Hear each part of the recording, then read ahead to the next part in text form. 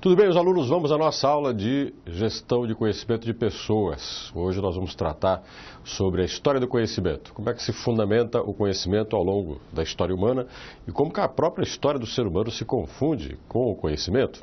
Aí você tem os meus dados, você tem o meu e-mail, gilsonaguiar@unicesumar.edu.br. Você entra em contato comigo e pode tirar dúvidas sobre essa nossa primeira microaula de 10 minutos. Então vamos falar um pouquinho sobre a trajetória do conhecimento. Nós não podemos esquecer, essa frase é impactante para a gente poder conversar um pouquinho. Um elemento que nos acompanha desde a origem do homem e que dá sentido às nossas ações e nos dá principalmente poder. O conhecimento está presente na história humana desde quando o ser humano está na face da Terra.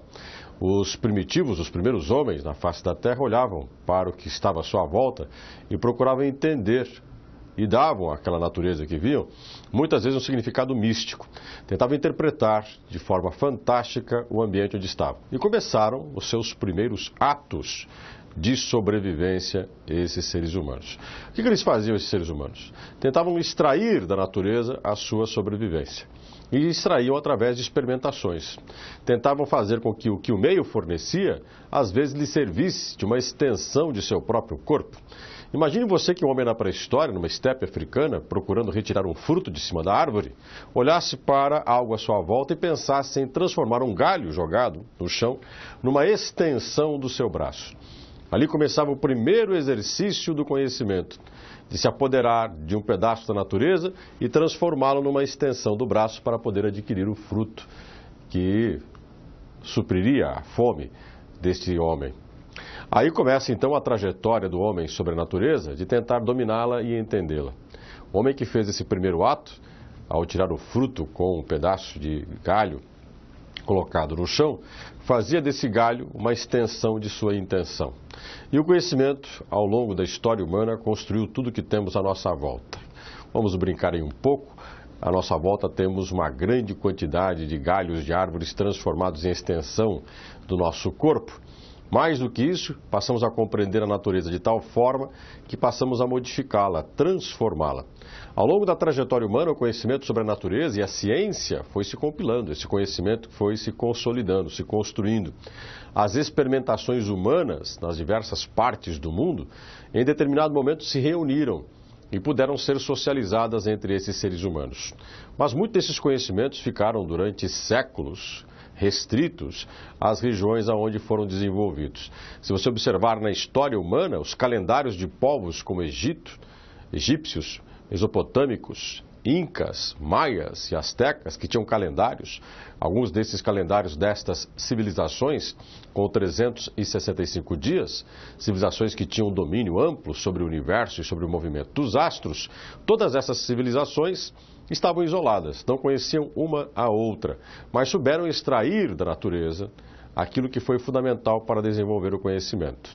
Também desenvolveram produção agrícola. Essas civilizações desenvolveram o cultivo da terra, os arados, as formas de irrigação. Organizaram cada uma delas com uma natureza muitas vezes diferente. Se você comparar a floresta tropical, onde você tinha os maias e os astecas, ou principalmente os maias, e você comparar com a terra inóspita, o deserto do Egito, e o rio Nilo, cujas margens eram a única fonte de sobrevivência, a terra fecundada pelo rio Nilo, essas civilizações desenvolveram conhecimentos, em alguns momentos semelhantes, porque necessitavam dos astros em comum, mas ao mesmo tempo desenvolveram técnicas de plantio adequadas à sua região, à sua natureza. O desenvolvimento comercial mercantil, principalmente o que chamamos de ocidentalização, a expansão da civilização ocidental sobre o mundo, civilização que surgiu na Europa Ocidental, a civilização ocidental cristã, que promoveu a expansão marítima, desenvolveu também o renascimento cultural, desenvolveu o domínio da ciência, o que nós chamamos de revolução científica.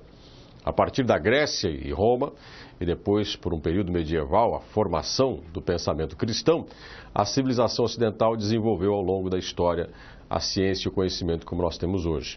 O renascimento cultural, a renascença, nos séculos XIV a XVI, promoveram a construção do conhecimento científico que hoje nós podemos utilizar de forma eficiente. E com a expansão ocidental, os domínios do Ocidente sobre as várias partes do mundo, esses conhecimentos que antes estavam isolados, localizados, foram incorporados pela civilização ocidental. Aqui quero fazer dois destaques importantes quando se fala de civilizações. Fazer o destaque dos romanos, um povo que sabia absorver o conhecimento dos povos que dominava, das civilizações que encontrava, e transformar esse conhecimento em algo que lhe servisse. Muito do conhecimento romano, do Império Romano, foi um conhecimento absorvido dos povos que os romanos dominaram. A mesma coisa sobre fazer os ocidentais, a civilização ocidental cristã, que é herdeira de certa forma do Império Romano, recebeu muito de suas estruturas de organização do Estado, da legislação. Os europeus cristãos ocidentais na expansão marítima iniciada por Portugal e Espanha, e depois pelas demais nações europeias, desenvolveram uma técnica de expansão e conquista onde a ciência e mesmo a tecnologia foram incorporadas ao interesse ocidental do domínio sobre os demais povos. Observe como que o Ocidente, ao longo da história da civilização que fez o capitalismo se transformar num sistema econômico planetário, utilizou da ciência e da tecnologia para se impor sobre os demais povos. E, muitas vezes, como falamos, utilizando o conhecimento destes povos para atender os seus interesses. Nos domínios que, por exemplo, os padres jesuítas promoveram sobre a colonização da América, utilizaram técnicas, conhecimentos de literatura, de botânica, para poder dominar os nativos, os indígenas. Mesmo os exploradores europeus na África fizeram conhecimento técnico sobre a natureza africana, sobre a língua dos africanos, para poder dominá-los. A cartografia, o desenvolvimento da agricultura, o desenvolvimento náutico, a utilização da pólvora, a estratégia que o Ocidente utilizou com ciência e tecnologia, permitiu a eficiência e o domínio planetário da civilização ocidental. Então, o conhecimento ele é um instrumento fantástico de poder. Ele gera poder e dá sentido àquilo que nós buscamos.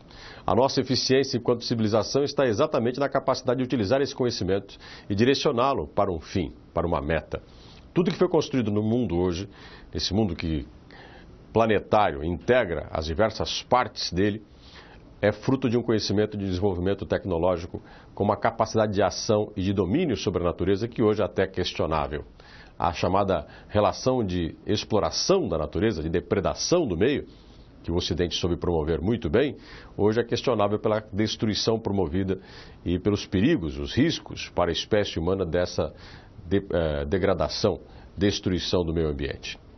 Mas nós não podemos desprezar a ciência e a tecnologia. A mesma ciência e tecnologia que gera, por um lado, problemas, gera também soluções. Ela é fruto exatamente da busca de superar os problemas, a ciência e a tecnologia. E nós vamos ver ao longo de outras aulas o quanto que esse conhecimento é fundamental, inclusive para impor o homem sobre o seu meio. Por isso que o conhecimento é vital. Por isso que voltamos a afirmar, o conhecimento nada mais é do que a condição de dominação e poder que o homem exerceu ao longo da história sobre a natureza, que lhe dá sentido, eficiência e capacidade de dominação. Ciência, tecnologia, sem dúvida nenhuma, é uma expressão de poder.